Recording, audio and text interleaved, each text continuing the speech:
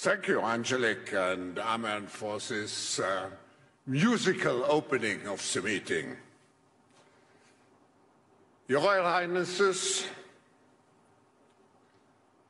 Excellencies, distinguished heads of state and government, Excellencies, dear partners and friends of the World Economic Forum, a very cordial welcome to the 2023 annual meeting.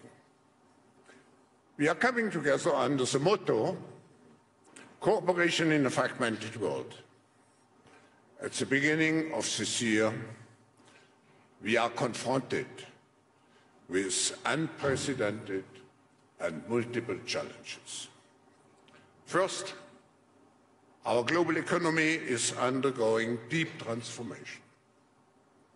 The energy transition, the consequences of COVID, the reshaping of supply chains are all serving as catalytic forces for the economic transformation. And the hotspots of this geo-economic remodeling are high inflation, increasing interest rates, and growing national debt.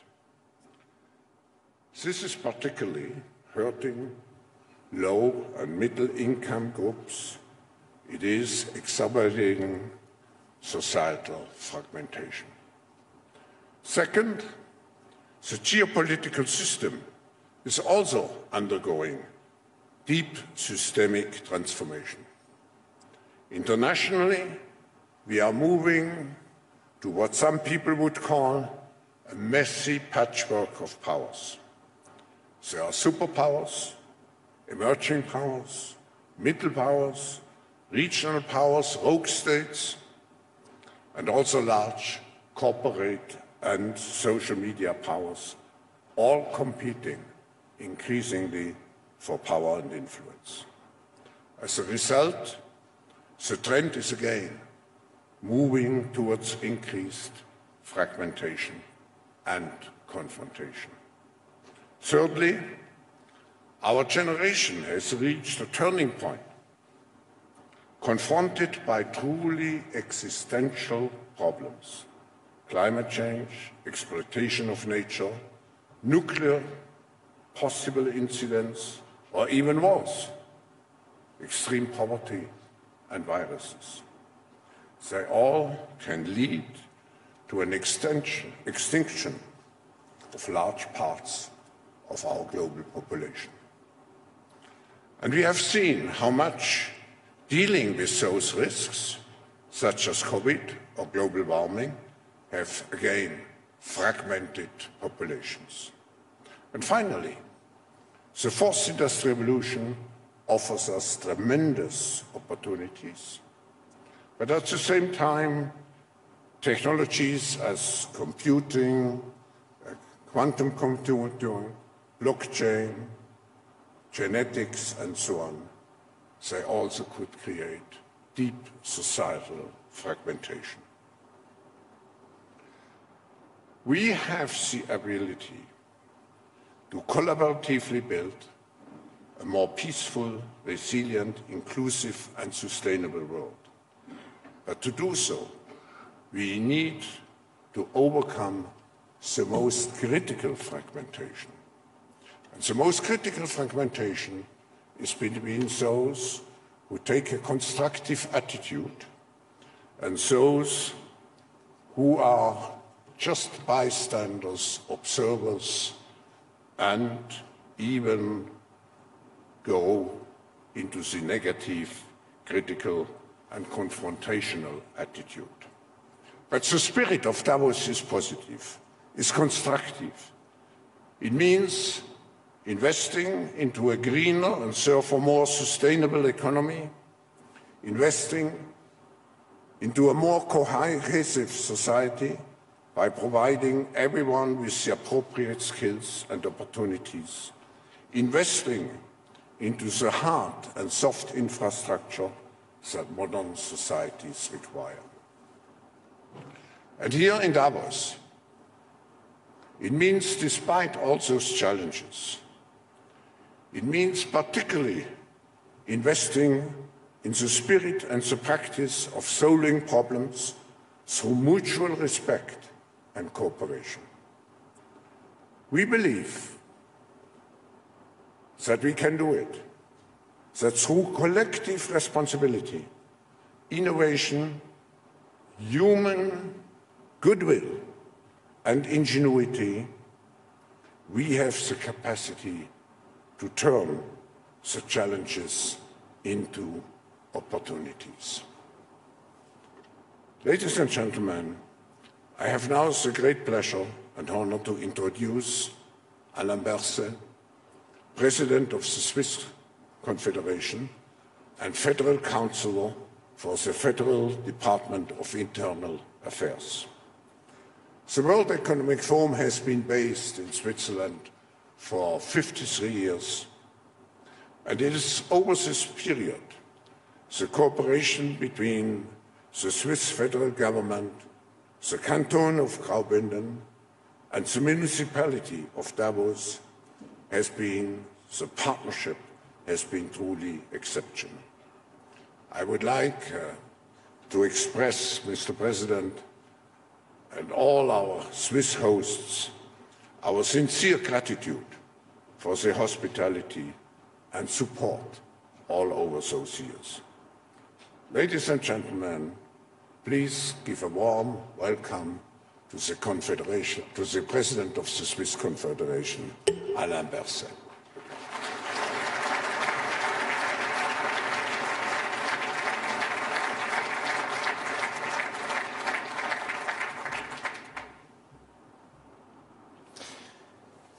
Excellencies, ladies and gentlemen, dear Professor Schwab, the post-war order is currently experiencing its greatest crisis. Russia's war of aggression on Ukraine constitutes a brutal attack on a peaceful country. But it is also a brutal attack on international law and multilateralism. The war is causing great suffering, and it is playing a decisive role on the global development of democracy. That is why the great solidarity shown by democratic countries with Ukraine is crucial. Solidarity with the people in the country, but also with those who have fled. And this aggression has come of all countries, from a member of the UN Security Council, which, and I quote from the UN Charter, bears primary responsibility for the maintenance of international peace and security. And in spite of this, or no, precisely because of this, Switzerland will make every effort to again strengthen international law and multilateralism. In the UN Security Council, for the first time this year, and through International Geneva, the seat of one of the most important multilateral platforms.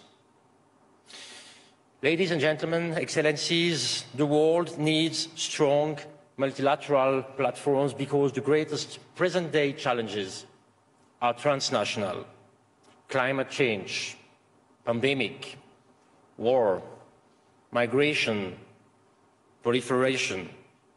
And this annual meeting is also an important platform for global dialogue. It is a place of optimism, of can-do spirit, and this is especially so in times of crisis.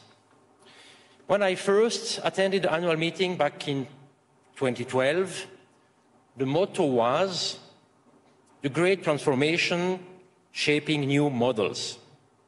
And it was a call to look to the future with optimism and to have confidence in the strength of our shared values and vision.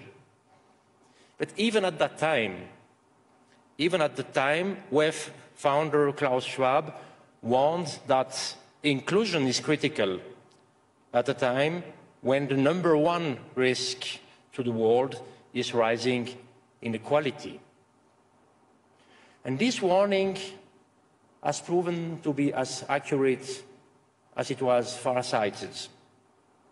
For since then, inequality worldwide has continued to grow. The World Inequality Report 2022, which measures global wealth, income, gender, and ecological inequality, comes to the conclusion that inequality today is as great as it was 20 years ago. And all the fears expressed at the 2012 annual meeting have come true. Inequality brings with it huge political and social collateral damage. And what we call populism is essentially a reaction to growing inequality. We all know that extreme inequality undermines social cohesion. It creates resentment, causing us to seek scapegoats. And it is politically toxic, eating away at our faith in democracy. The number of democracies worldwide has diminished very much. According to Freedom House, around 50% of the world's population lived in democracies 10 years ago. And today, that figure is just 20%. And we find ourselves at a tipping point. Democratic institutions are being weakened. In certain places, the rule of law is under threat, even in some democratically constituted states. And the rule of law is also at risk of eroding in the international system. Business as usual is no longer an option. We must take steps to defend steadfastly the foundations that are a condition for civilized coexistence. Excellencies, ladies and gentlemen, we have given much thought, also here at the annual meeting, to efficiency and prosperity, but too little to social fairness. What applies in the domestic politics of most countries also applies in relations between states. Here too, inequality is growing at an alarming rate, and already fragile states are further weakened, first by climate change and the pandemic, and then by the war in Ukraine. Around 350 million people in 82 countries are currently at acute risk of hunger, according to the UN World Food Programme. That's 200 million more than before the pandemic and the war in Ukraine. In large parts of Africa, the consequences are dramatic. Before the war, 90% of grain supplied to Eritrea and Somalia came from Russia and Ukraine. And the sharp rises in the price of fertilizer and oil have a huge impact on the continent's poorest countries, weakening them further still. The COVID pandemic also hit already fragile states hardest. Inequality increased significantly, and what is particularly difficult to accept is that prior to 2020, African countries were among the fastest growing in the world. Yes, Excellencies, ladies and gentlemen, many countries in Africa, just as many parts of the world, have been weakened by this terrible war and seen their ambition reduced. But that does not diminish the importance of these countries. It does, however, require a rethink. It needs an active global partnership, a partnership that recognizes the enormous potential of countries in Africa and strengthens human rights and democracy, a partnership that addresses humanitarian needs as well as supports economic opportunities and innovation. Inequalities are not eliminated by charity. Take the example of COVID-19 vaccines. Promises were made to help fragile countries. Switzerland, too, lent its financial and political support to the COVAX initiative of the World Health Organization, which wanted to achieve equitable access to vaccines worldwide. But when it came to distributing vaccines, there was little evidence of that kind of partnership. In light of the pandemic and the war in Ukraine, we have seen that the risk of fragility is no longer a one-way street. The problems experienced by fragile states do not remain within their own borders. They are always exported to neighboring countries, but also to far-flung regions in the form of migration, corruption, terrorism. And we must do all we can to support fragile states, otherwise they risk becoming failed states. And that is why Switzerland will work systematically on behalf of the most vulnerable, in particular to protect the civilian population and improve food security. Ladies and gentlemen, Excellencies, fragility poses a threat to all of us. That is true domestically, but it is also true internationally. Self-interests and supporting those weaker than ourselves. We have long considered these to be two different things, but now we know they are one and they are the same. Thank you very much.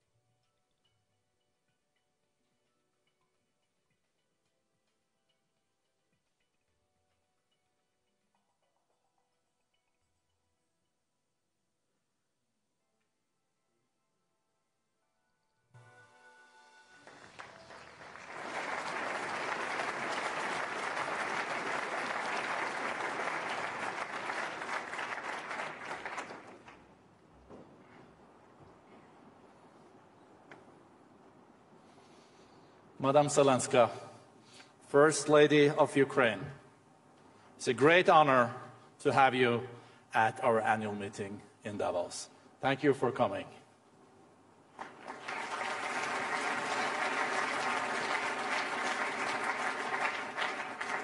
We know it has been a difficult journey.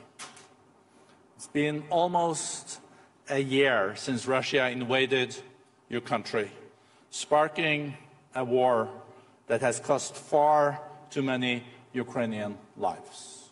Tens of thousands, many of them civilians, many of them children.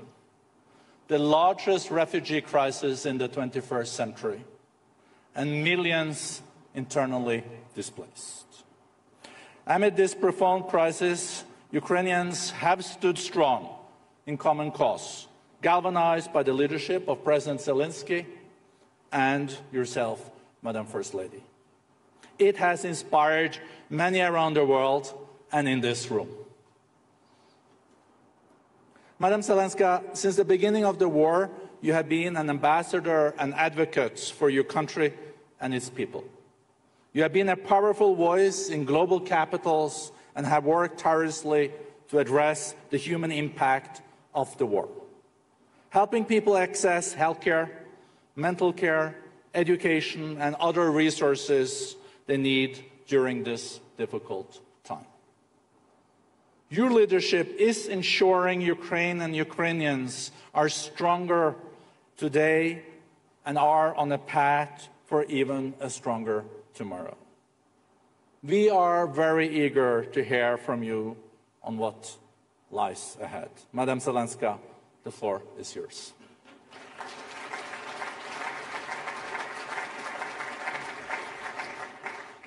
Thank you. Вітаю, пані та панове. Good morning, ladies and gentlemen.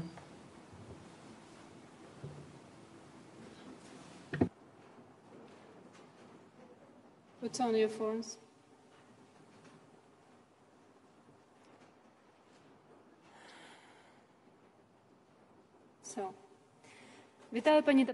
Good morning, ladies and gentlemen, the representatives of the world who are here today in Europe, in Switzerland, in Davos. Please take a look at this hall. See the number and the kind of people here. The number and the kind of the people who will be taking part in the events of this forum. Heads of states, chiefs of international organizations, business leaders, prominent economists, public figures, journalists and scientists. People who have influence for entire industries, for nations, and for the world as a whole. You're all united by the fact that you are really very influential. But there's also something that separates you. And that is that not all of you are using this influence. Or sometimes you use it in a way that divides even more. A meeting such as the Davos Forum exists because deep inside we all believe that there is no global problem that the humanity, that the mankind would not be able to resolve. We have enough energy and strength for it.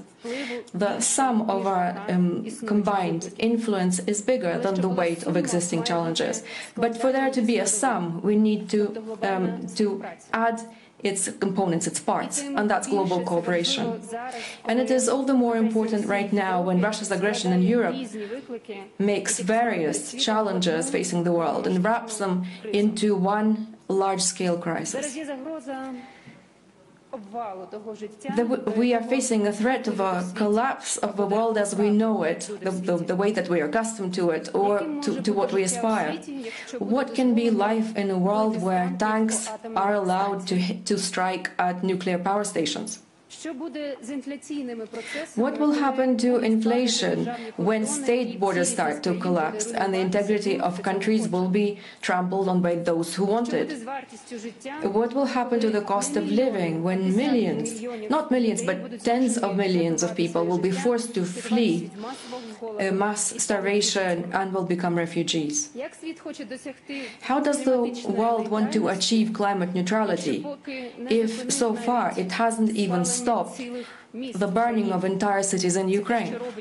This is what Russia is doing with its artillery, with its missiles, with its Iranian drones.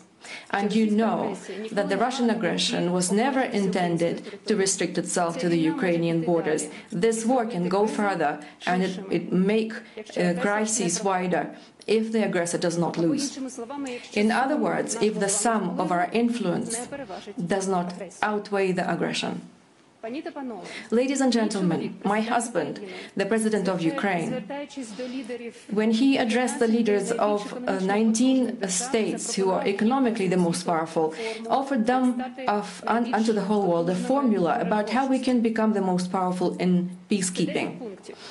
It's a 10-point plan. It's 10 points about how we outweigh the Russian aggression and how we prevent existing regional and global crises from converging into one full-scale, full-on global crisis. I want to emphasize that these points are not purely political. Each one of them has a tangible human dimension. This is the dimension of parents who are crying in an ICU where doctors are trying to fight for the life of their wounded child.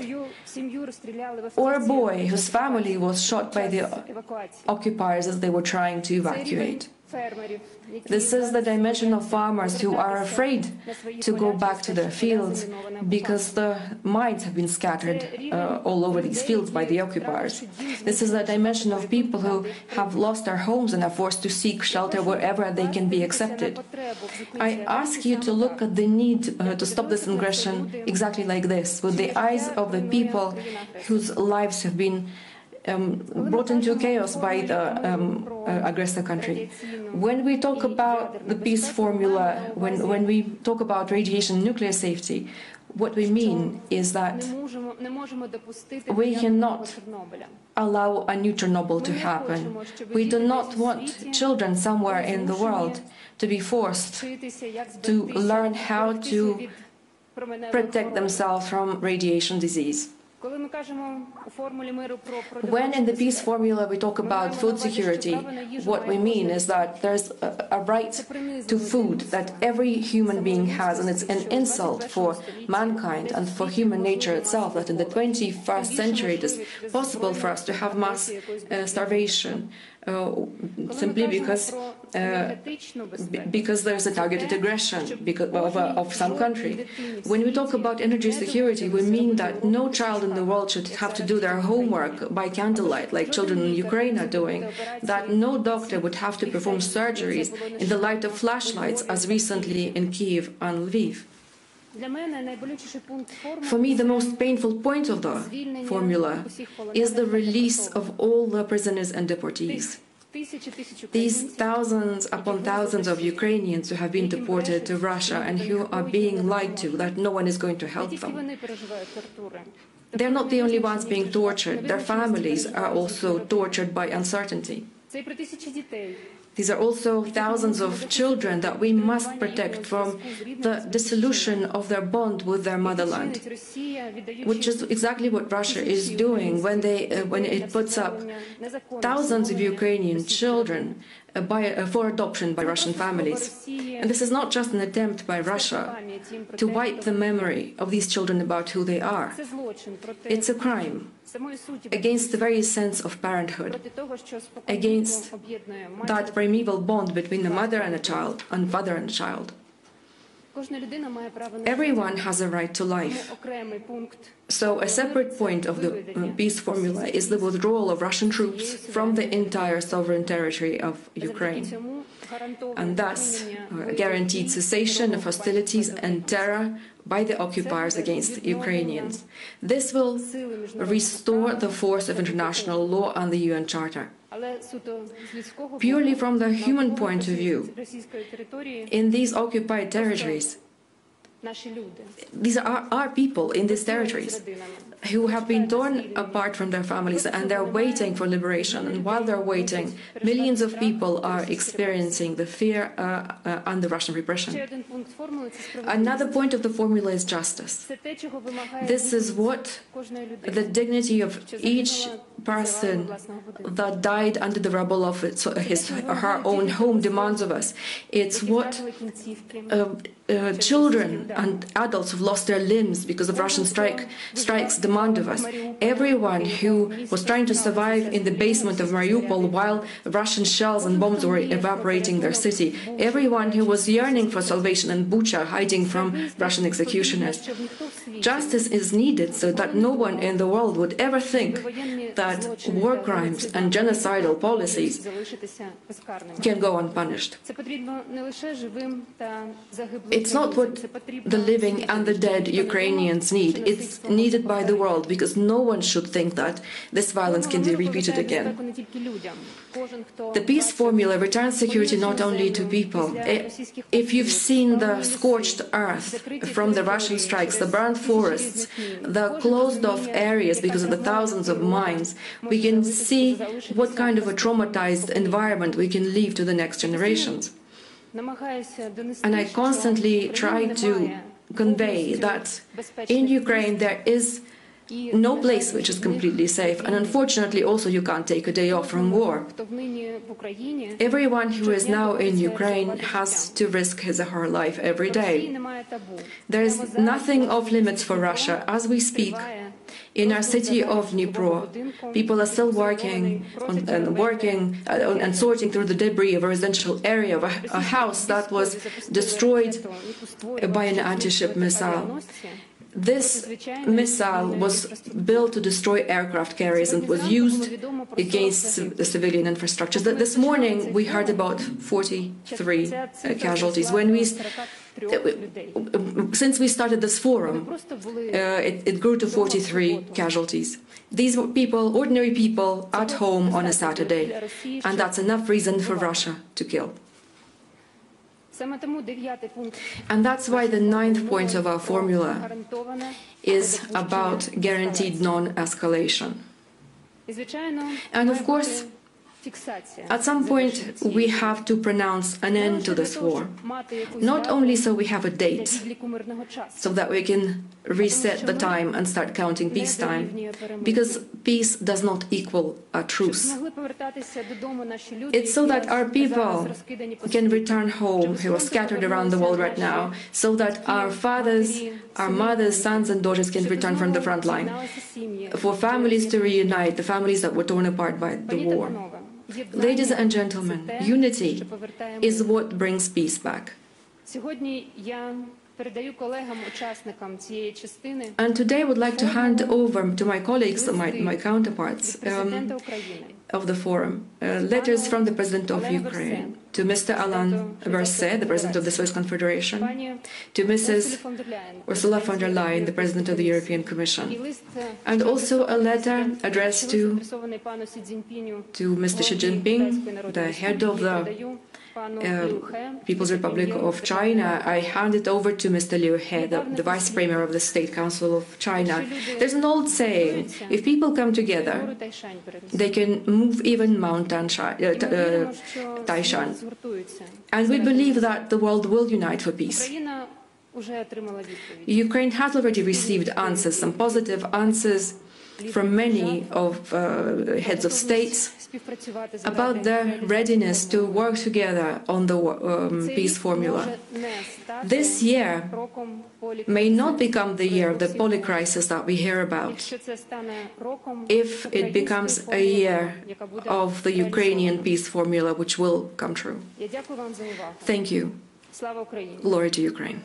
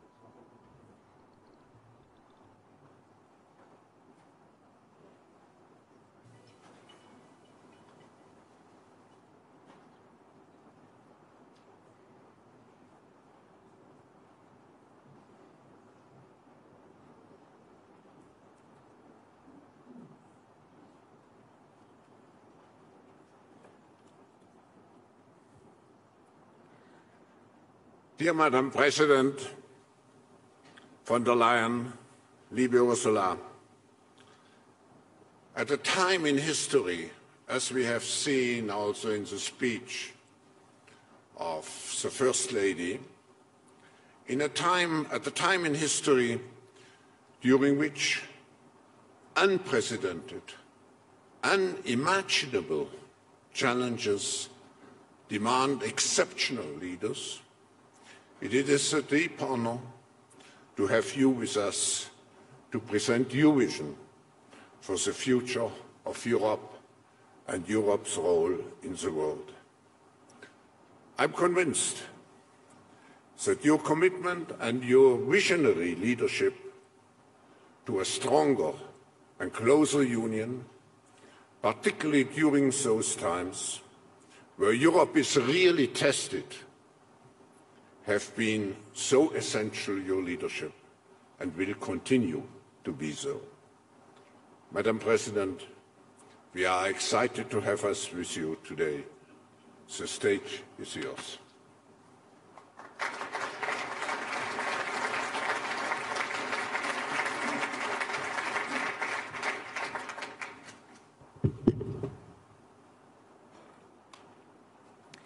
Your Royal Highnesses, Excellencies, ladies and gentlemen, lieber Klaus, my dearest Olena, for almost 1 year now, Ukraine has stunned the world.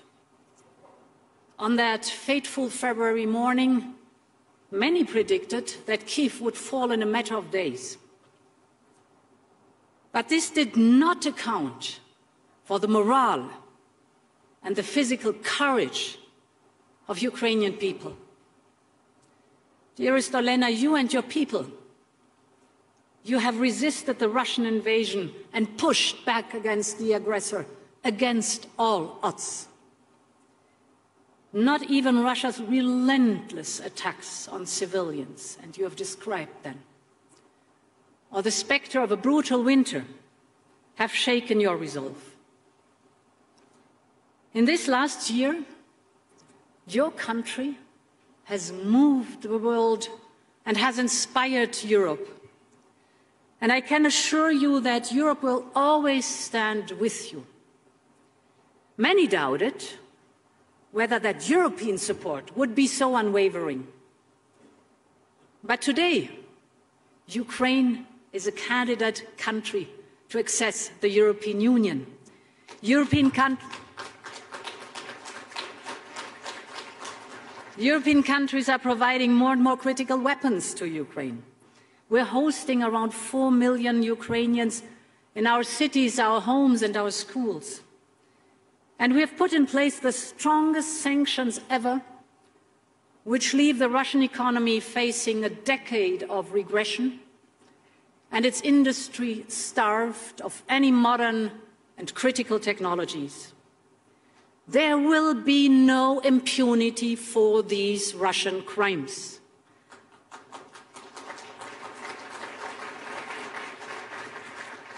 And, my friends, there will be no let-up in our steadfast support to Ukraine, from helping to restore power, heating and water, to preparing for the long-term effort of reconstruction. And to reaffirm that support, we announced yesterday that the Commission is delivering 3 billion euros of financial support. This is the first tranche of our 18 billion support package for 2023, the largest ever macrofinancial assistance to a third country. This is a strong message, and this will bolster Ukraine's financial stability, help to pay wages, ensure the running of hospitals and housing services and schools. I just want to say, my dearest Olena, and I think I can speak on behalf of this hall and this audience here, we are in it for as long as it takes and stand by our Ukrainian friends.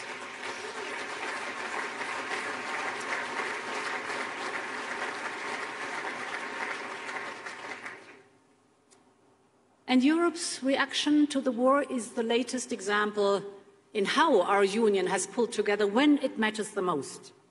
Take energy.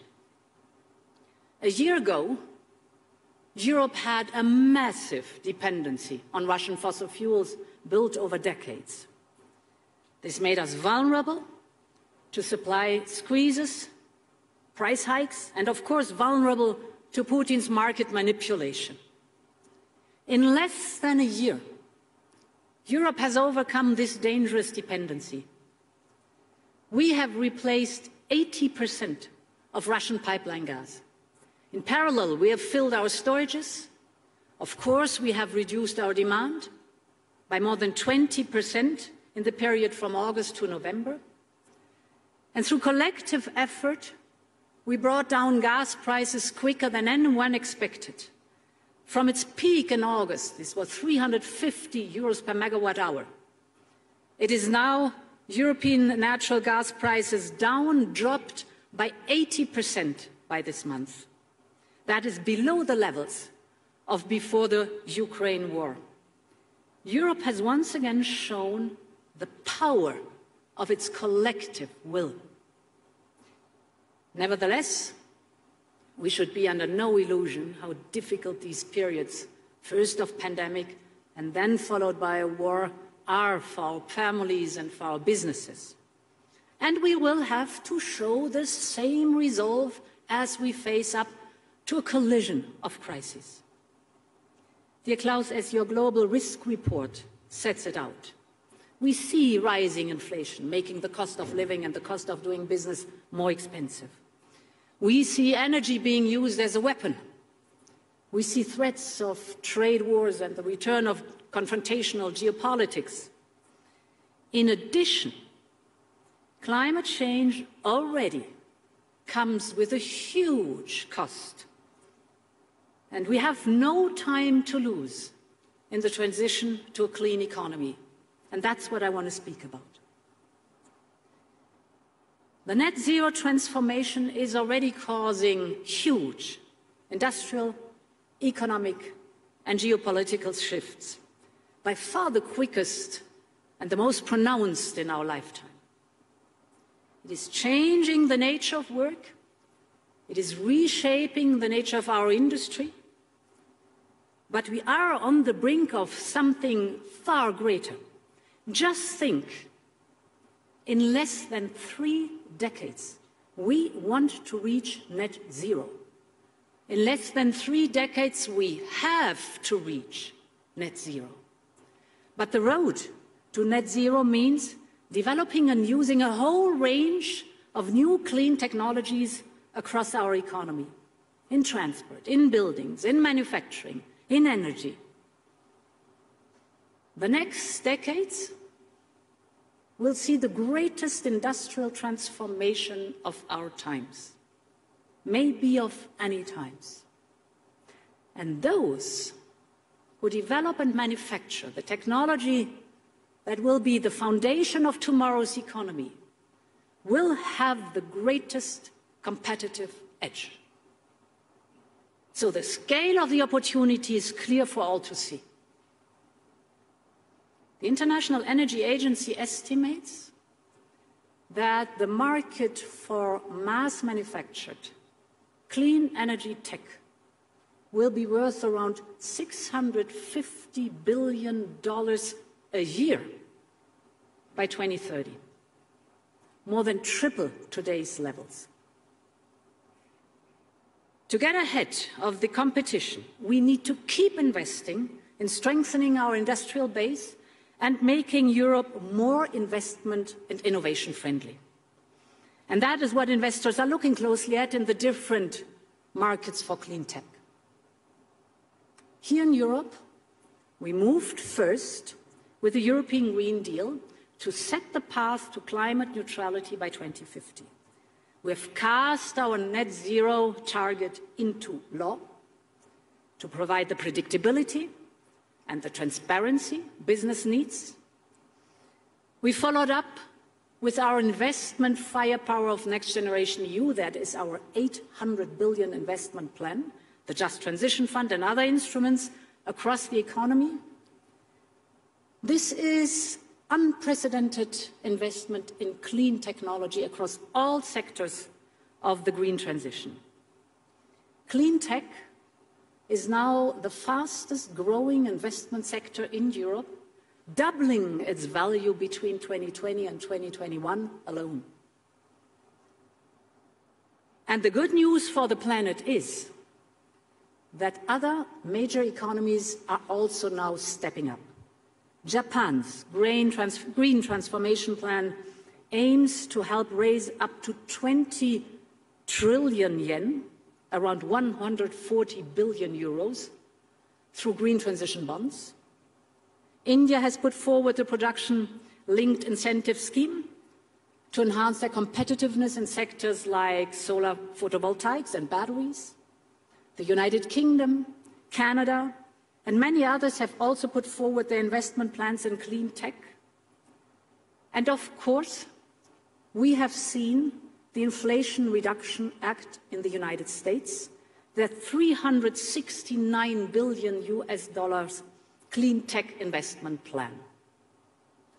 That means that together, the European and the United States alone are putting forward almost €1 trillion to accelerate the clean energy economy.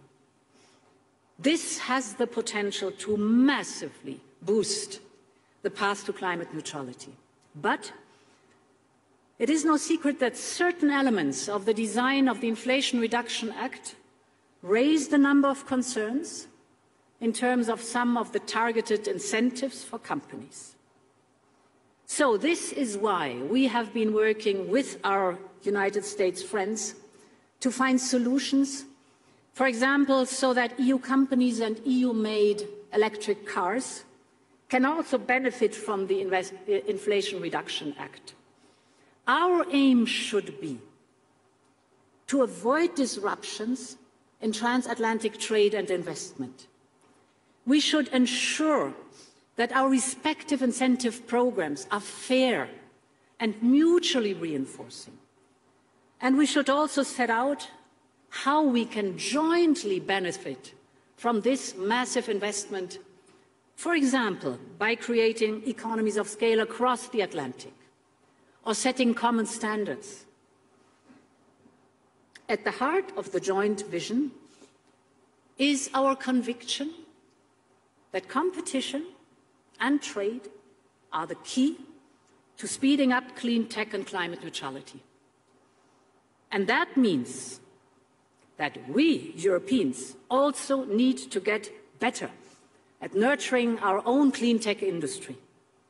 We know that we have a small window to invest in clean energy and innovation and clean tech before the fossil fuel economy becomes obsolete.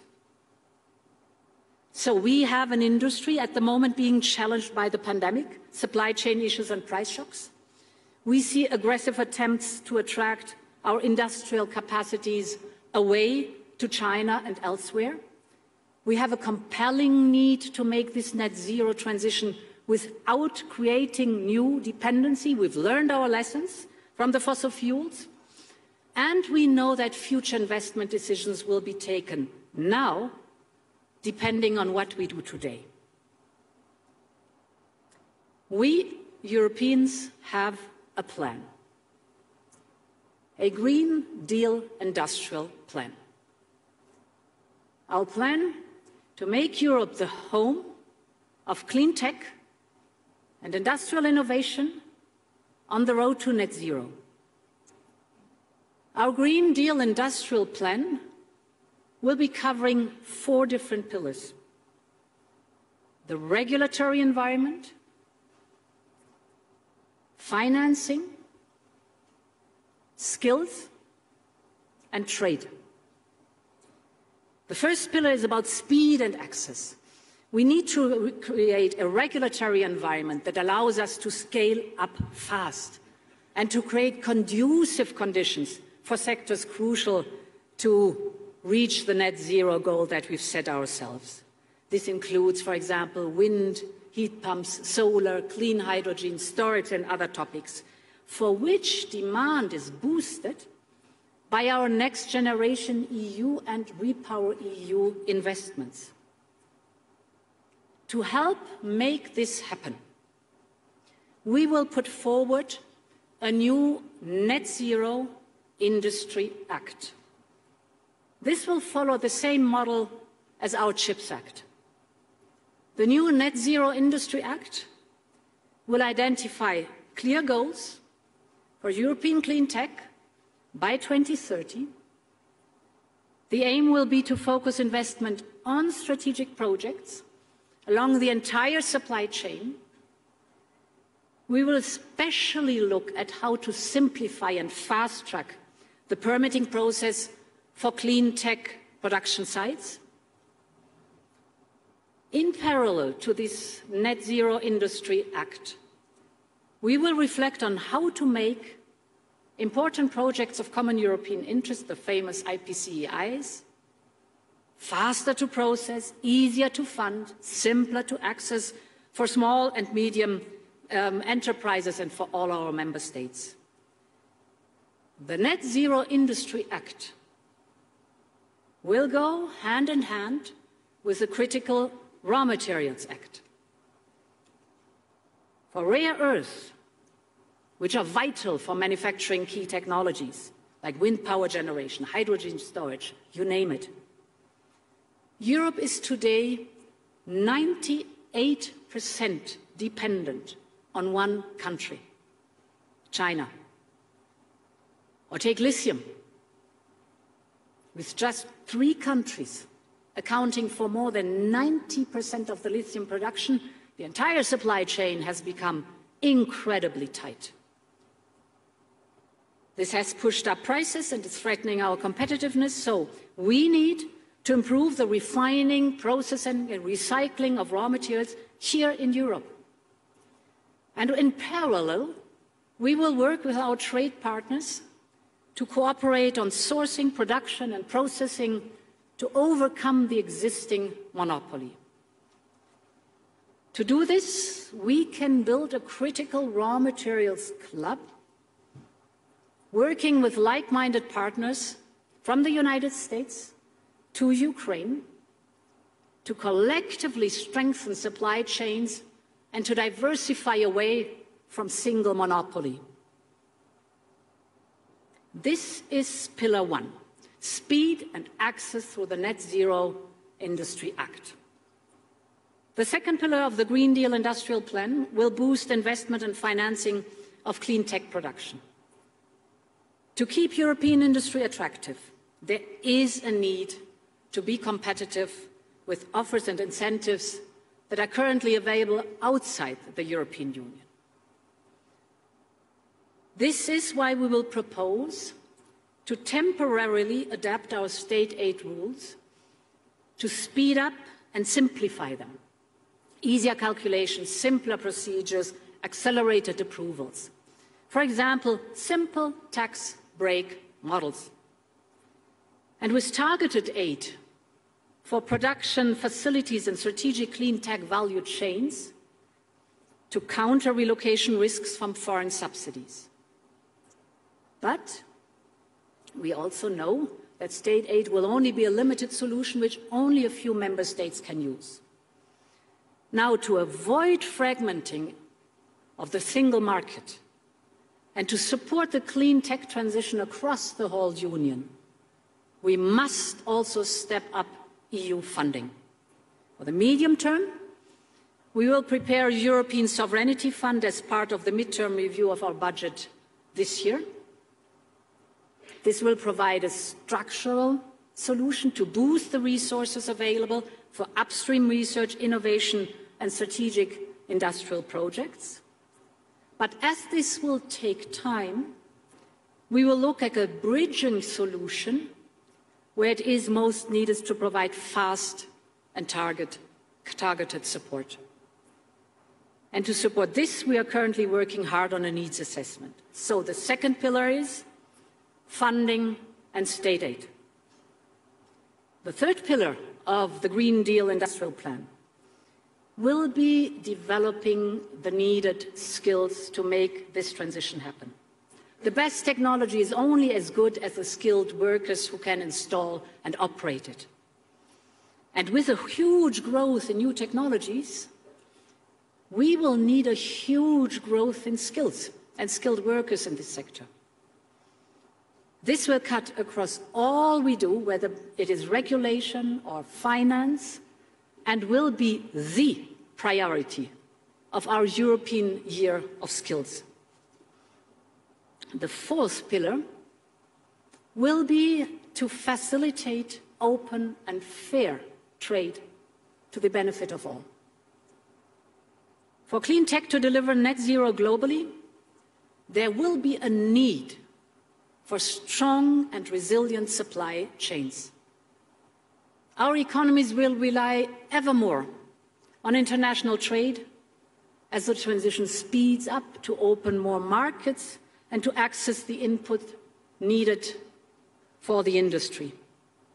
So we need an ambitious trade agenda, including by making the most, for example, out of the existing trade agreements, for example with Canada, or for example with the United Kingdom, with which we are trying hard to sort out our difficulties.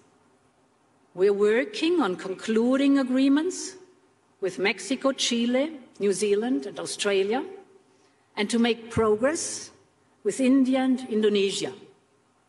And we need to restart a conversation regarding the Mercosur agreement. Because international trade is key to helping our industry cut costs, create jobs, and develop new products. But by the same token, where trade is not fair, we must respond more robustly. China has made boosting clean tech innovation and manufacturing a key priority of its 5-year plan. That's good. It dominates global production in sectors like electric vehicles and solar panels, which are essential for the transition. But competition on net zero must be based on a level playing field. China has been openly encouraging energy-intensive companies in Europe and elsewhere to relocate all or part of their production. They do so with the promise of cheap energy, low labor costs, and a more lenient regulatory environment. At the same time, China heavily subsidizes its industry and restricts access to its market for European Union companies. We still need to work and trade with China, especially when it comes to this transition. So we need to refocus our approach on de-risking rather than decoupling. This means using all our tools to deal with unfair practices, including the new foreign subsidies regulation. And we will not hesitate to open investigations if we consider that our procurement or other markets are being distorted by such subsidies. We want to cooperate, we want to work together. Climate change needs a global approach, but it has to be a fair approach and a level playing field. Ladies and gentlemen, the story of the clean tech economy is still being written. And over the years I've been coming to Davos, I've heard many times that we are on the cusp of a period of creative destruction that the economist Joseph Schumpeter spoke of. His idea that innovation and new tech replaces the old, leaving the old industry and jobs behind. In many ways, this dynamic applies to the clean tech revolution of today and tomorrow. But I believe if Europe gets it right, the story of clean tech economy can be one of creativity. With the right focus on skills and people, with the right environment to make the most out of our world-leading innovation capacity. Europe already has everything it takes: talent, researchers, industrial capacity, investment. And Europe has a plan for the future. And this is why I believe the story of the clean tech economy will be written in Europe. Thank you very much.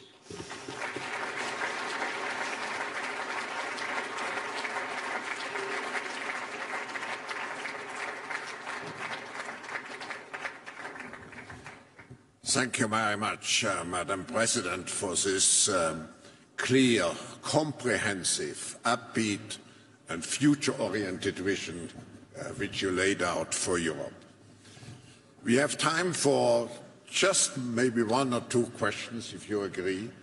And when you were here last time, we started to discuss the need to come together also for reconstruction of Ukraine. And now, of course, it may sound premature, but we have to prepare ourselves. Could you say some words? Absolutely, absolutely. It is not premature. It is up and running since this month. We started the reconstruction platform because it includes repair and relief right now.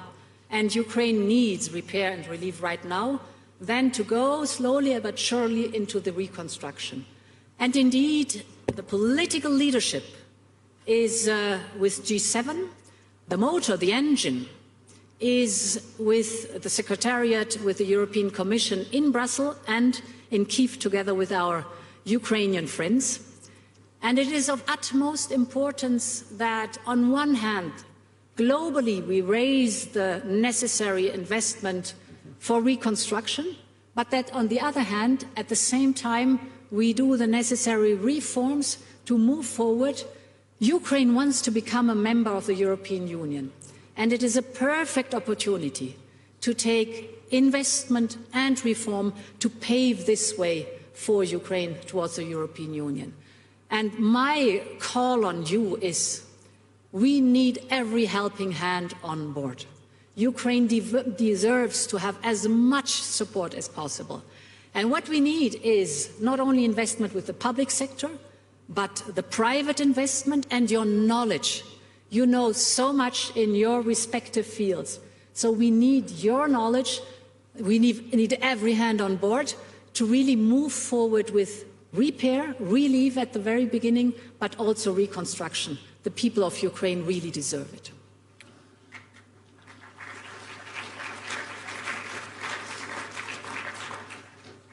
Ursula, you have laid out the revitalization efforts for Europe. I would like to come back with maybe the last question to the role Europe is playing globally and in terms of, the geopolitical leadership, security and values. You have touched upon some of those points. But I know in addition to all your different initiatives, there is the Global Gateway initiative. I think since it concerns many of the partners of Europe, maybe you would like to say something about it. Global Gateway is our 300 billion investment plan for infrastructure abroad for the next 5 years. There's a huge need for investment in infrastructure, and we want to be the offer as a partner where there is the investment in the infrastructure coupled with the added value that stays locally, transparency, and reliability and predictability. And I give you some examples what the Global Gateway investment is in, for example. I've spoken about the enormous dependency of the European Union of Russian fossil fuels before Russia unleashed the war against Ukraine. The European Union was the biggest client for pipeline gas worldwide, and Russia was the biggest supplier worldwide. And this huge demand of the European Union is now completely shifted away from Russia. We have completely decoupled and diversified away. But this demand, of course, is looking for new, trusted, long-term suppliers. And we have to be very careful that we do not create a lock-in effect in fossil fuels, but that we use this opportunity to leapfrog forward into clean energy. And here comes the opportunity of Global Gateway. Our friends, for example, on the African continent, have resources for renewable energy in abundance. What is missing is the infrastructure. And therefore, there we have a common interest that Global Gateway is investing in infrastructure for green hydrogen, for example, solar panel, wind, but also other possibilities, so that this infrastructure is being built up with a common interest on both sides that we want the added value fairly placed and predictable. Another example is the topic of vaccines. We learned our lesson in the pandemic that it is not sustainable if vaccines have to be donated. The African continent, our African friends, want the technology, rightly so. And therefore the mRNA technology has been brought to different countries. There, with private partners, Global Gateway is building up, together with our African friends, manufacturing capacities for vaccines in order to give the opportunity and have the next time that we have the need for vaccines, the technology on the African continent, vaccines manufactured in Africa for Africa, and all the possibilities that are in this new revolutionary mRNA technology. Two very recent examples that show what Global Gateway is all about. Madam President, in the beginning, and I just said we want to have here at this meeting a let's do it attitude, and we have the capabilities. I think your speech this morning provided the best example of the let's do forward-looking attitude, and we have to be also clear that we have to do the necessary investments. I just want to highlight one point, the necessary investments into the skills which we need in the future. So we wish you all a very good, how should I say, progress in all those visionary initiatives. And thank you again for joining us this morning. Thank you. Thank you.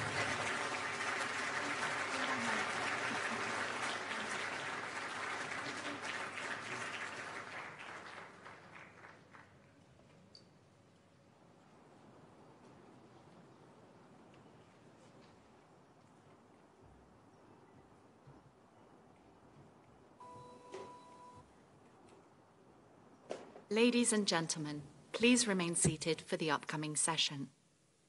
Ladies.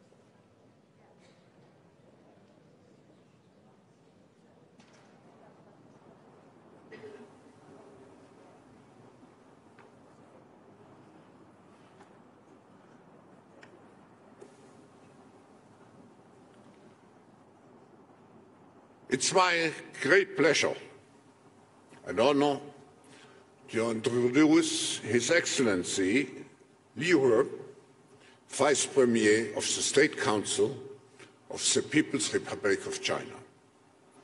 In the past 3 years, The world has been undergoing tremendous changes with many challenges: the pandemic, the war in Europe, the slowing economy, the energy crisis, food crisis, supply chain instability, climate change, and I could go on. The world is becoming even more fragmented, and we must seek cooperation in this fragmented world. Since China started its opening up and reform process over 40 years ago, the country has made great contributions to the development of the global economy. Yet, the world is in transformation, and we are all focused to rethink our development models. The global community, Your Excellency, is eager to understand the next chapter of China's development strategy, both domestically and globally, particularly after the Communist Party's 20th Congress. And we would like to know the opportunities in China and how we can work together with China to tackle the collective challenges that the world is facing. Cooperation instead of fragmentation. As Director of the Office of the Central Commission for Finance and Economy, Director of the Financial Stability and Development Committee of the State Council, Head of the leading group for National Science and Technology System Reform and Innovation Systems Development, Vice Premier Liu has played a key role and key roles in China's economy, financial and technology sector, as well as China's international cooperation for over 30 years now. He is a recognized leader and a well-known person internationally. Today, we all need to work together to make progress in this fragmented world. We firmly believe that China will play and can play an important role, so we are all keen to hear your perspectives. Mr. Vice Premier, of China, how much will China assume a responsive and responsible role to avoid further fragmentation in the world? Please welcome Vice Premier Liu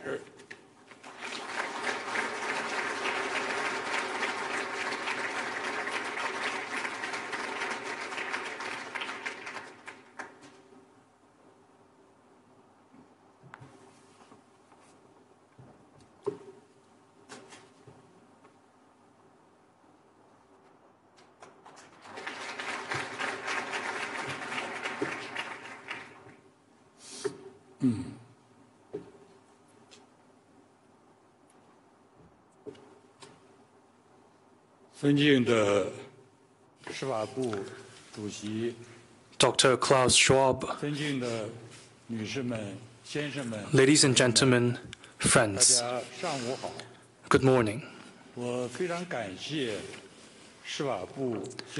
me begin by thanking Dr. Schwab for inviting me to Davos again.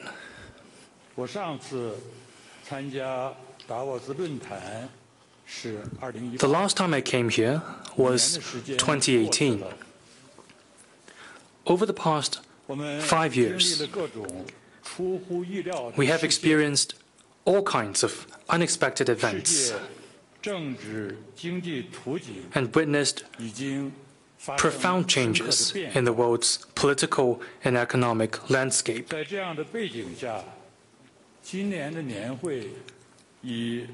Therefore, the theme of this year's annual meeting, Cooperation in a Fragmented World, cannot be more relevant.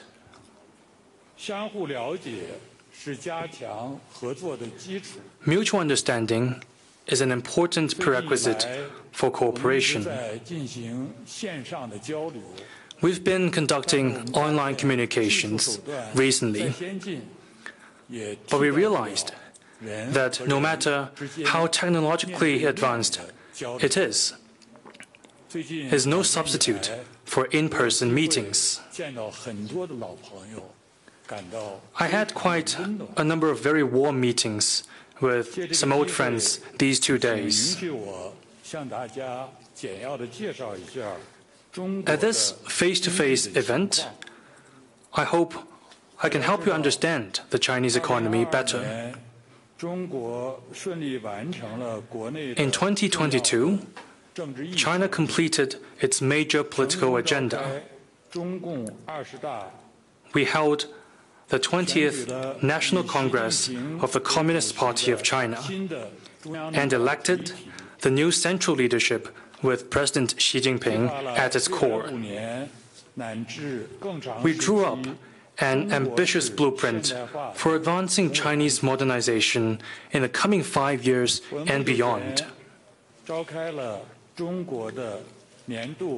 Last month, we held the annual Central Economic Work Conference to make plans for this year in line with the development of the 20th CPC National Congress.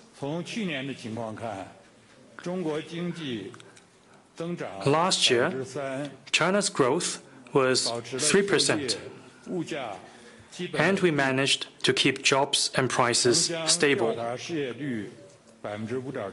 Urban surveyed unemployment rate was 5.6%, CPI was 2%, and the current account surplus was slightly above 2% of GDP.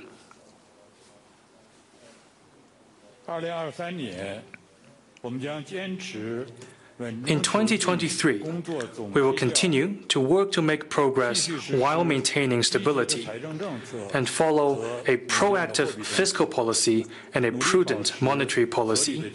We will strive to maintain reasonable economic growth and keep prices and jobs stable.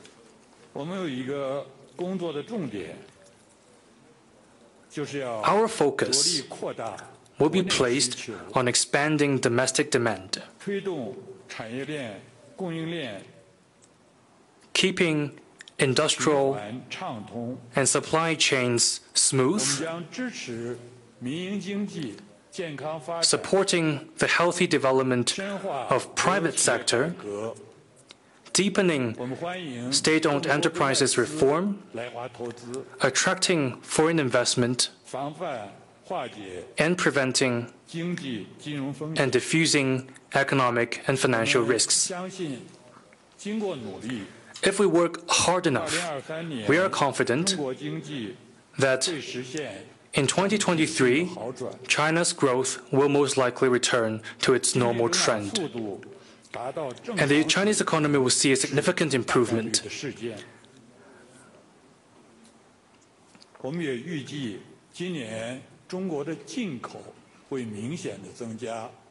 A noticeable increase of import, more investment by companies, and residential consumption returning back to normal can be expected. Over the past 10 years, China's GDP grew from 54 trillion to 121 trillion yuan. Average life expectancy rose from 74.8 to 78.2 years last year. And contribution to the global growth last year reached around 36%.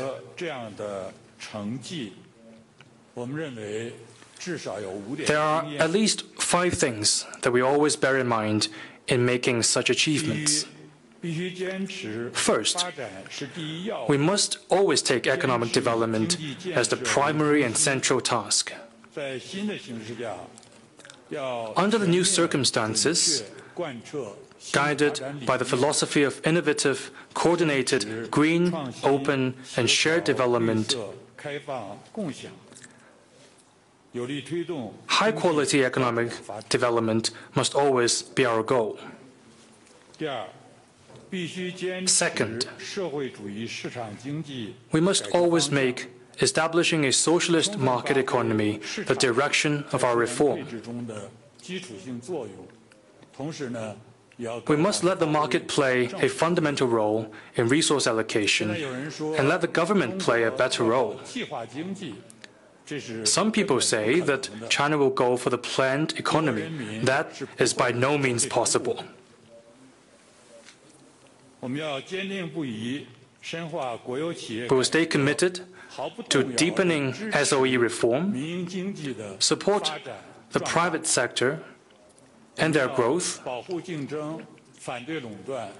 promote fair competition, oppose monopoly, and champion entrepreneurship. Third, we must always promote all-round opening up. Opening up as a basic state policy is a catalyst of reform and development in China and a key driver of economic progress. China's door to the outside world will only open wider. Fourth, we must always uphold the rule of law. We must protect property rights and IPRs in accordance with the law. We must create a world-class and market-oriented business environment underpinned by a sound legal framework. Both government and market activities must stay within the confines of law. Fifth, we must pursue innovation-driven development. We should promote innovation in education, grow human capital, foster a sound interaction of finance, technology, and industry, and work to boost productivity. Ladies and gentlemen, friends, the above 5 points are the important experience we have learned and gained since China started its reform and opening up. We must stick to them and never waver in our commitment. Let me also briefly touch upon 3 issues about the Chinese economy. First, where we are in resolving financial risks, those in the real estate sector in particular. Second, our thinking on the dual circulation. Third, the rationale behind China's goal of common prosperity.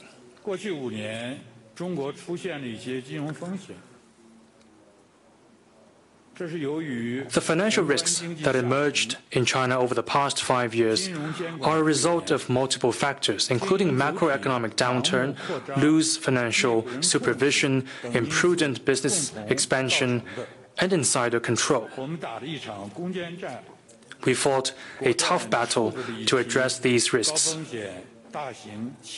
We dealt with conglomerates,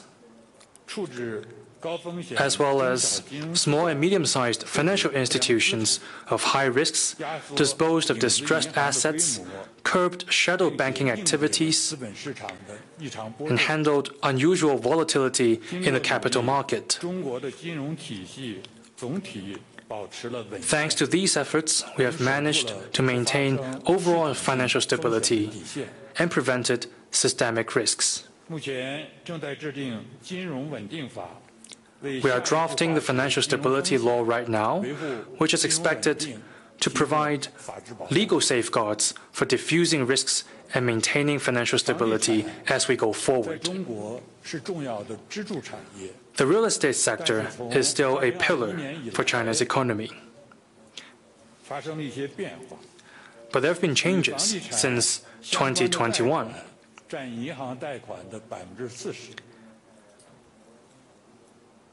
The real estate sector accounts for nearly 40% of bank lending, around 50% of overall local government fiscal resources, and 60% of urban household assets. Therefore, we pay much attention to the changes that have taken place, including a rapid decline in property prices and home sales. Many property developers suffered from liquidity shortage and deteriorating balance sheet. The risks of a handful of leading property developers are particularly noticeable. If not handled properly, risks in the housing sector are likely to trigger systemic risks. That is why prompt steps must be taken to address them. That said, while doing so, we should also prevent possible moral hazards. Here is what we have done. First, we have stabilized expectations by honoring contracts and protecting property rights.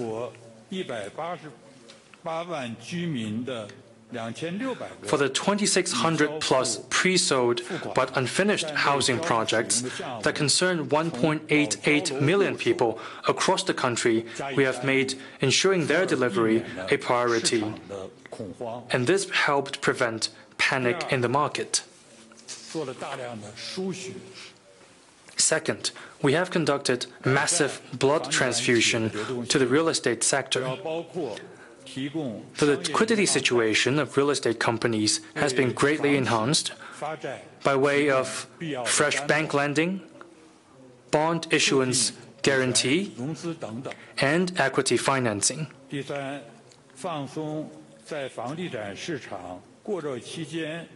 Third, we have relaxed restrictions that were once introduced to addressing the overheating in the property market, to effectively expand demand and enable property developers to generate revenue.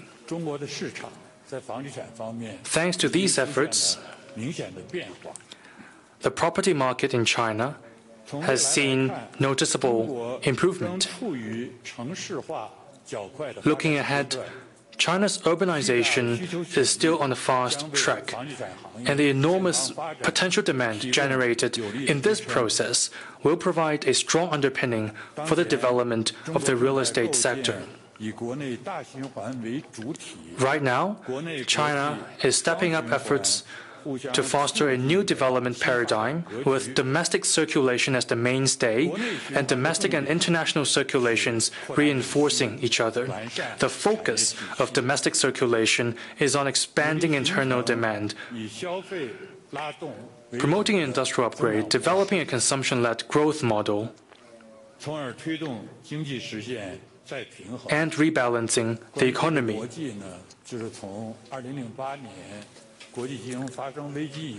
This is a logic reflecting international consensus since the financial crisis in 2008. China needs to rebalance, so does the United States. The world economy needs a rebalancing.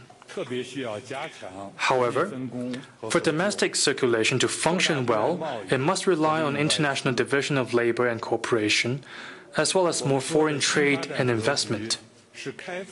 Therefore, the new development paradigm of dual circulation is to be pursued in open economy. China's national reality dictates that opening up to the world is a must, not an expediency. We must open up wider and make it work better. We oppose unilateralism and protectionism and look forward to strengthening comprehensive international cooperation with all countries for world economic stability and development and the promotion of economic re-globalization. Now that China has completed the mission of building a moderately prosperous society in all respects, we have come up with a new social development goal of achieving common prosperity. a historic mission that will help us ensure lasting stability. It is a long-term task that requires an incremental and gradual approach. It is not something to be achieved overnight. Common prosperity, as we see it, is aimed at preventing polarization. It can only be attained through common development and the hard work of every Chinese. Common prosperity is by no means a synonym of egalitarianism or welfarism. As China grows, all Chinese people will be better off. But that doesn't mean their incomes and level of prosperity have to be the same. That is to say, there will be equal opportunities, but no guarantee of equal outcomes.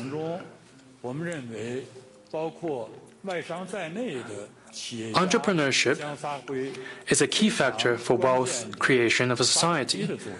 Therefore, entrepreneurs, both Chinese and foreign, will play an important role as the engine driving China's historical pursuit of common prosperity.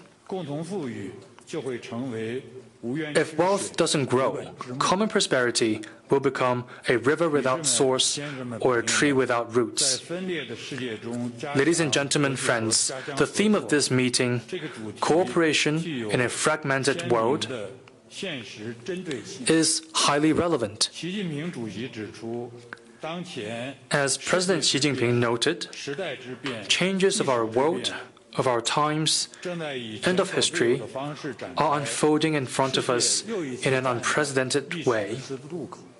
The world has once again come at a historical crossroad, and its future depends on the choices we make. As for how to advance international cooperation, I'd like to share with you the following 3 observations. First, we need to uphold the right principles and maintain the effective international economic order. Under the new circumstances, the traditional way of thinking cannot provide a solution. Hence, we have to abandon the Cold War mentality, try to understand the essence of things from the perspective of material duality, endeavor to build a community with a shared future for mankind, and join hands to respond to global challenges. We believe that an equitable international economic order must be preserved by all of us.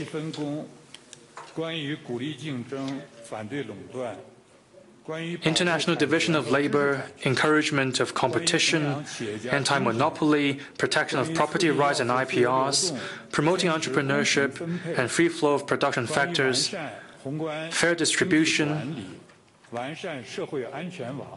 ensuring macroeconomic stability and a strong social safety net are still economic principles that are relevant today. The government has a key role to play on major issues. Despite temporary resistance and some setbacks, we must have the courage to uphold truth and law of economics and address complex issues in a pragmatic way with plain and simple solutions. Second, we need to strengthen international macro policy coordination and strike a good balance between inflation and growth.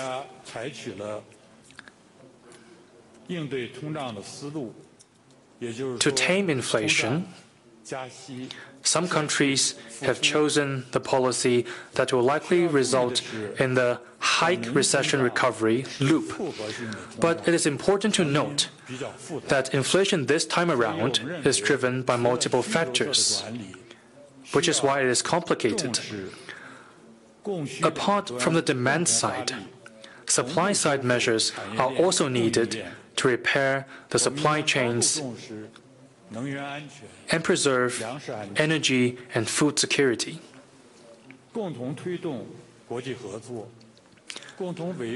A joint response to this challenge requires international cooperation and maintenance of peace.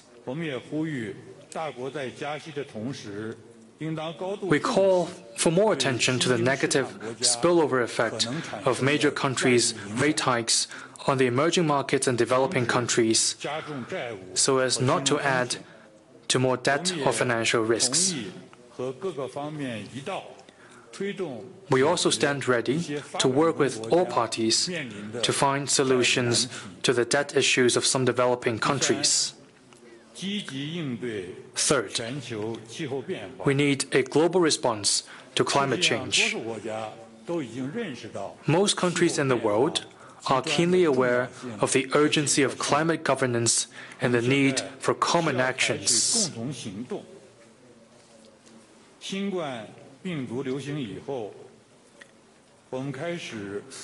The COVID-19 pandemic has revealed to us a possible connection between climate change and public health crisis.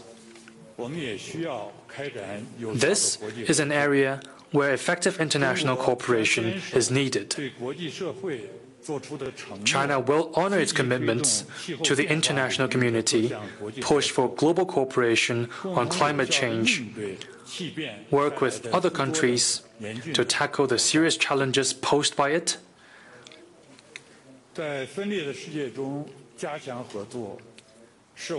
how to strengthen cooperation in a fragmented world is a real problem we all face.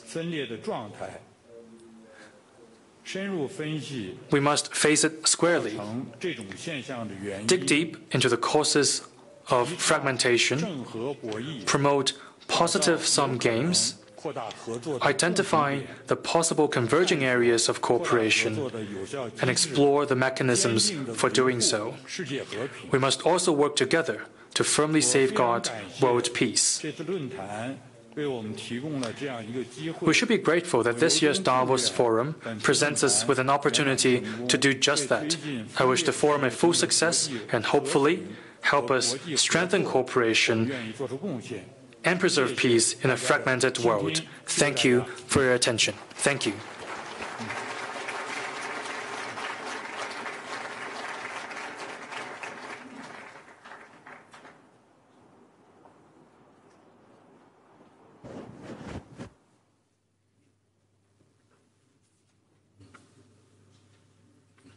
Thank you very much, Vice Premier. We have time also for 2 questions. And I would like to follow up what you mentioned at the end and come back to China's carbon neutrality goal. China has announced its goal to be carbon neutral by 2060 and to make in such a way a strong contribution to the achievement of the Paris objectives. But what are the practical decisive steps that must be taken? And you mentioned already, what role does global collaboration play? Could you elaborate a little bit further, please? Okay. 非常感谢Schwab 主席提出的问题。 Thank you, Dr. Schwab, for your question. So may I answer in Chinese instead of English? 关于3060这个目标，是中国政府 Carbon peak before 2030 and carbon neutrality before 2060 are solemn commitments the Chinese government made to the world, and we will strive to achieve them. 目前的情况来看呢，主要做法包括几个方面。 To achieve that, we are making efforts in a number of aspects. First, we are adjusting energy structure. We will increase the share of renewable and new energy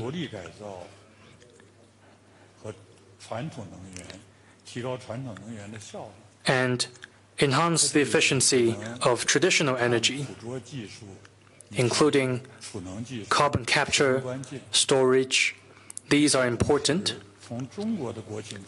In the meantime,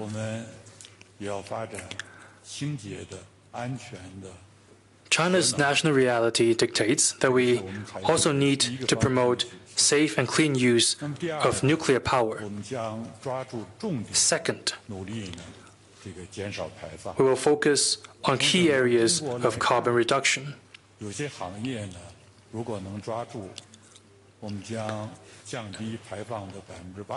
If we can focus on these key areas, we are able to cut 80% of emissions, including power generation, construction materials, steel.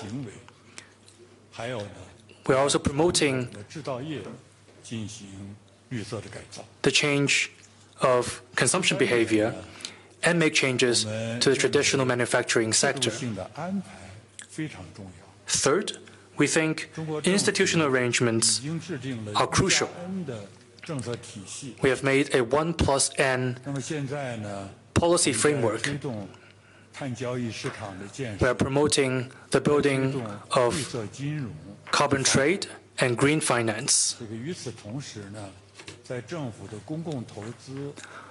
On public investment, taxation, we will also make efforts in these aspects. Fourth, we must strengthen international cooperation. We are working with the United States, including under the United Nations, APEC, and G20 frameworks. We have established a series of mechanisms. We have already been working with the European Union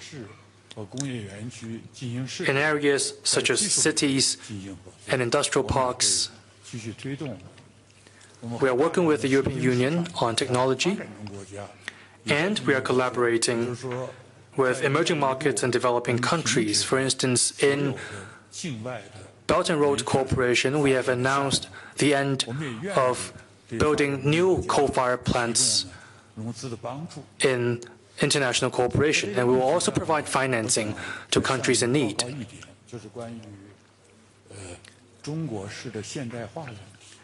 I would also like to talk about Chinese modernization.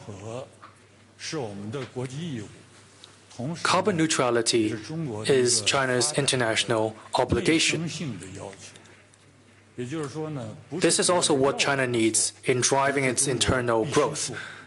It is not imposed on us, rather, it is something that we want to do. The supply of primary products requires international exchanges. In China, we have a massive manufacturing industry, and in advancing industrialization and urbanization, China must make changes to our development model and promote green development.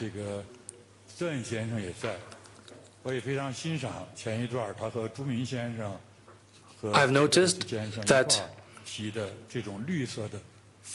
the idea of paradigm change in green development that was raised not long ago. The reduction of carbon emissions and carbon neutrality are crucial to China's survival. We're also taking a holistic approach to conserving mountain, water, forest, farmland, and grassland ecosystems. We know that lucid waters and lush mountains are invaluable assets, and we also need to promote green development among the public. Thank you. Vice Premier, in this context, we appreciate very much China's commitment to plant, in the framework also of our 1 trillion trees project, to plant, I think, 65 billion trees in the coming years. Yes, exactly. Now, I have a question which certainly everybody is keenly interested, Vice Premier, because there have been so many different reports about the COVID situation in China. creating concerns about the health situation, of course, the impact on economic growth potential, and of course the resilience and reliance on supply chains. Could you enlighten us what the situation is and what can we expect of the final, if I may say so, normalization of the situation? Thank you so much for your question. If I may, I still want to answer it in Chinese. As you mentioned, okay, 就是像你所说的，我们 As you mentioned, 这个全面的动态清零的防疫政策转向了治疗重症的防疫政策。 we are shifting our focus from dynamic zero COVID to the prevention of severe cases. It started on 8th December last year, and since 8th January this year, we have started to manage COVID as a Class B infectious disease. That is a signal of reopening. First, the COVID situation is steadying. China has passed the infection peak. Members of the society have returned to normal.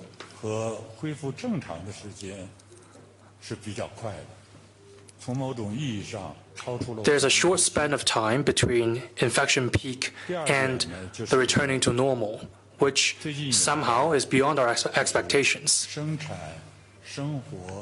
Second, living and production have been fully restored. Catering, tourism, and other consumption have been restored to normal. I have received quite a surprising number from the Transportation Department. This year's Chinese Spring Festival will see some 5 billion trips made, which is an enormous scale. That is why I said just now that life has been restored to normal in China.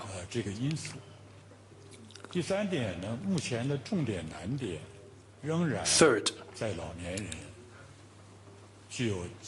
the priority is still on the elderly, those with underlying conditions, including diabetes, high blood pressure, etc.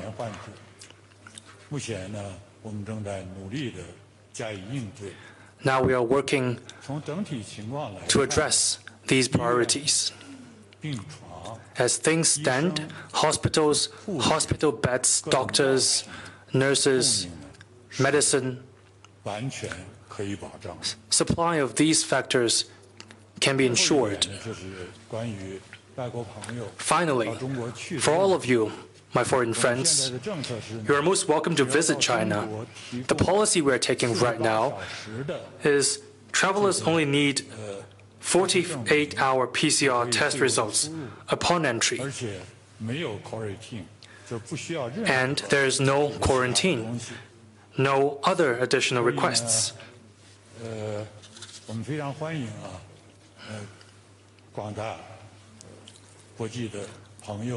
All of you, friends from the international community, are most welcome to visit China. We will provide you with the best services.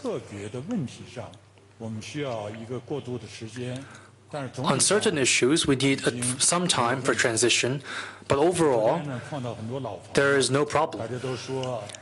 I met a number of old friends yesterday.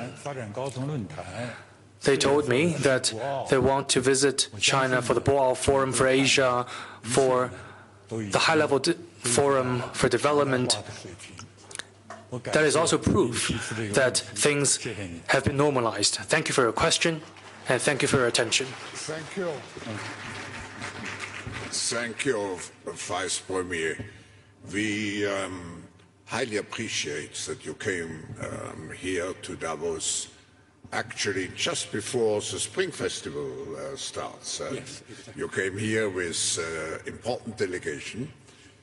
Thank you for sharing with us the latest policies of the Chinese government of China.